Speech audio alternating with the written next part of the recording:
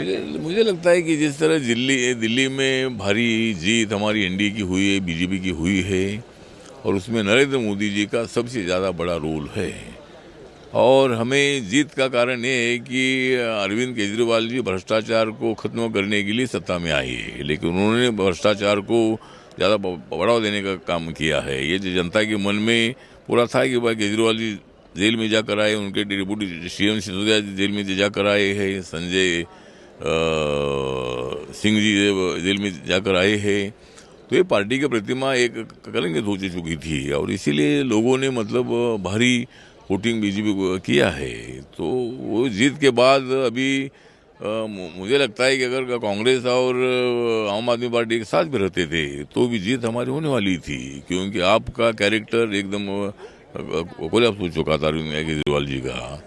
और कांग्रेस पार्टी दिल्ली में नहीं कि बराबर है यहाँ। तो मुझे लगता है कि राहुल गांधी के नेतृत्व में कांग्रेस बढ़ने वाली नहीं है, और ये दोनों एक साथ आते थे तो भी हमको कोई फर्क नहीं पड़ता था। लेकिन जिस तरह नेता का कौन होगा, तो उसमें मुझे लगता है कि ममता बनर्जी का कहना है कि भाई मैं सीनियर हूँ, स्ट्रांग हूँ, और हर पार्टी का नेता समझता है कि हमको नेता बनना चाहिए। मुझे लगता है कि अभी वो तय करे। अभी जिस तरह इंडिया आघाड़ी जो है, इंडिया आघाड़ी जो 24 के लोकसभा में तो एक साथ आए थे, लेकिन अभी एक दूसरे के बयान एक दूसरे के खिलाफ है। तो अगर उनको इकट्ठा आना है तो आए, कोई नेता तय करना है तो तय करे, उसमें हमारा कोई विषय वो नहीं है। उनको अगर अपोजिशन को एक साथ आना है तो आ सकते हैं लोकतंत्र में।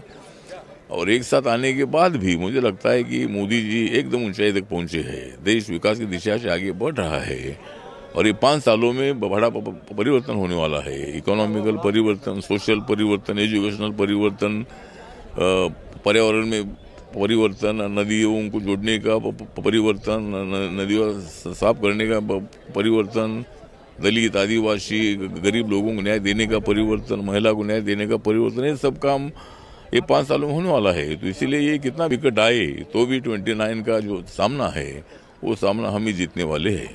मणिपुर में एन बीरेन सिंह ने मुख्यमंत्री के पद से इस्तीफा दे दिया है, क्या कहेंगे इस घटना? मुझे लगता है कि वहाँ मणिपुर में लगातार 2 सालों से जो मैथई कम्युनिटी और कुकी कम्युनिटी जो है उसमें विवाद पैदा हुआ। कुकी मैथई कम्युनिटी को शेड्यूल ट्राइब का स्टेटस देने में कोई दिक्कत नहीं है। इसी तरह का जजमेंट मणिपुर हाईकोर्ट का आने के बाद वहाँ मतलब दोनों समाज में बहुत बड़ा संघर्ष चलता रहा। उसमें अनेक लोगों की मृत्यु हो चुकी है, एक दूसरे पर हमले भी हुए हैं।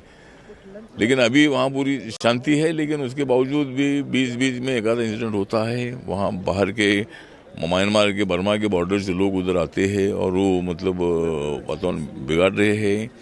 तो मुझे लगता है कि माननीय अमित शाह जी को मिलने के बाद उनके सूचना पर या हमारे जो बीरेन है उन्होंने अपना इस्तीफा दे दिया है।